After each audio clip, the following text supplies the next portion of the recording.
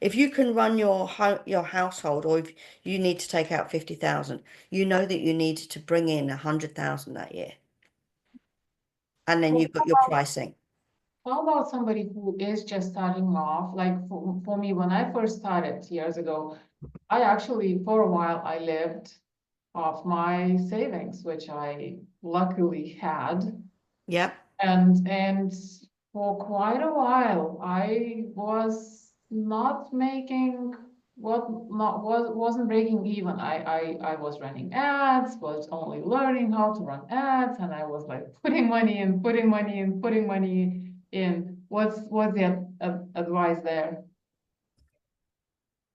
If you've got profit first and you're running profit first, understand that profit first will only work properly if you are making a profit. Okay. Okay.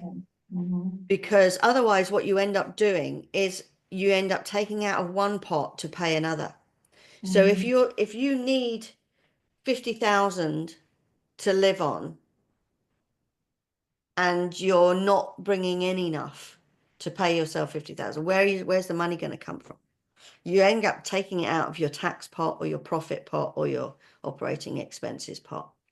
So you can graduate. So what you would do is you would say, okay, if you're running on savings, you would give yourself a sliding scale of how, like a small amount of target each month to at Mm-hmm. least pay back your savings that you're spending. Mm-hmm.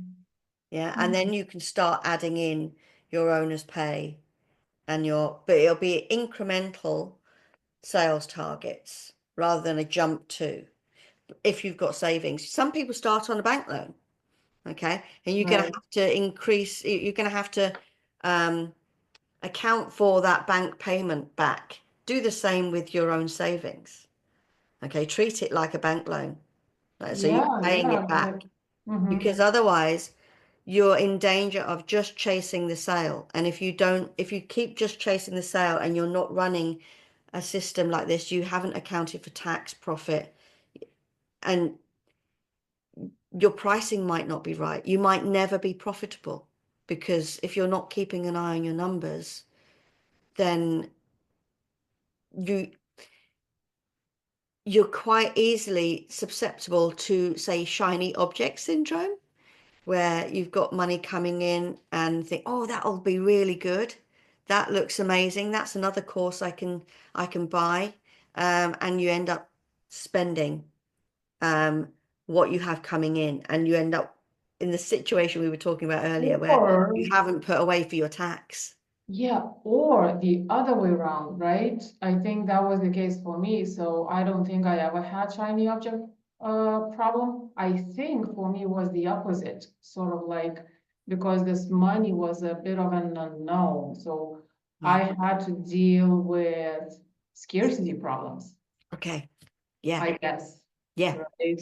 Yeah. That's what it was. I was maybe it would have been good for me to invest somewhere in a Yes. coach or in a mentor, but I didn't Yes.